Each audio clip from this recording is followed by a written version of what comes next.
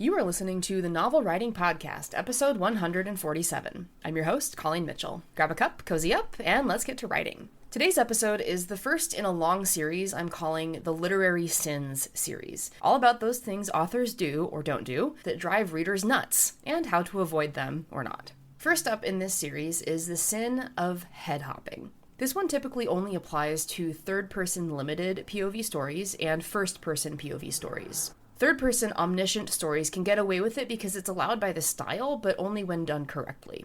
Head hopping, if you've never heard of this sin, is when an author jumps from one character's POV or point of view to another character's POV without warning, usually in the same chapter, scene, or even paragraph. It's normally indicated by emotions, dialogue, or thought swapping between characters when the established POV wouldn't allow for that kind of cross-knowledge. How this looks in practice for a third-person point of view could be something like this. Julie tensed when she felt Tom's shoulder bump against hers. She still hadn't forgiven him for what he'd done to their family, and he hadn't done a great job of apologizing for any of it either. Tom's heart fell when Julie pulled away. He didn't know where to even start with fixing things between them.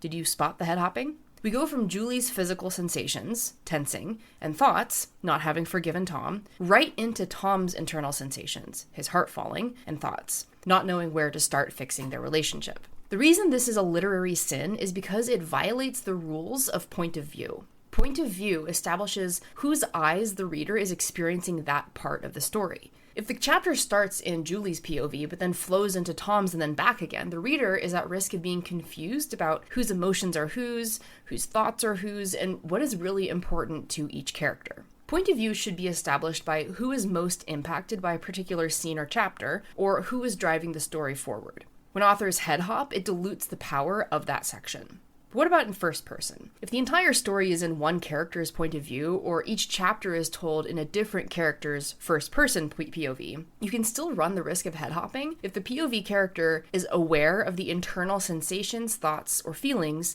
of another character. So here's an example. I watched as Nico strolled across the courtyard, his beady eyes scanning every dark crevice for me. He was filled with disdain and couldn't wait for his chance to get into a fight. I couldn't wait either. Did you spot the head hopping here? It's in first-person POV, but the character is aware of Nico's intent, scanning every dark crevice for me, his feelings of disdain, and his thoughts. He can't wait to get into a fight.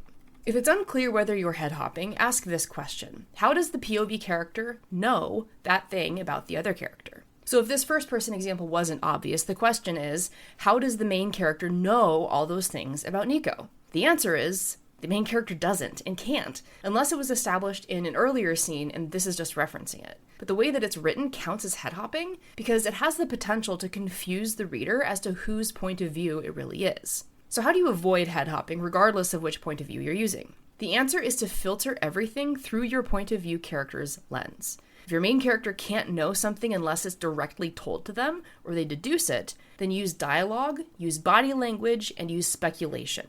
The body language one gets a lot of questions in our coaching and critique group because it can be challenging to show what a non-POV character is feeling without head hopping. The solution there is to know how different emotions show up through body language. My favorite resource for this is The Emotion Thesaurus by Angela Ackerman and Becca Puglisi, and you can find a link to this in the description.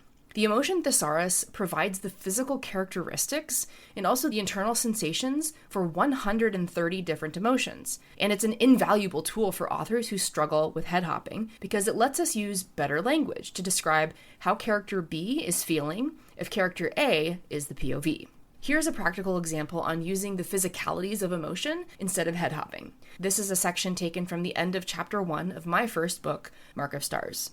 Paramedics asked questions, police came and questioned some more, and then David sent them all home. Luke and the other operators went instead to a local pub to drink away the horror and guilt.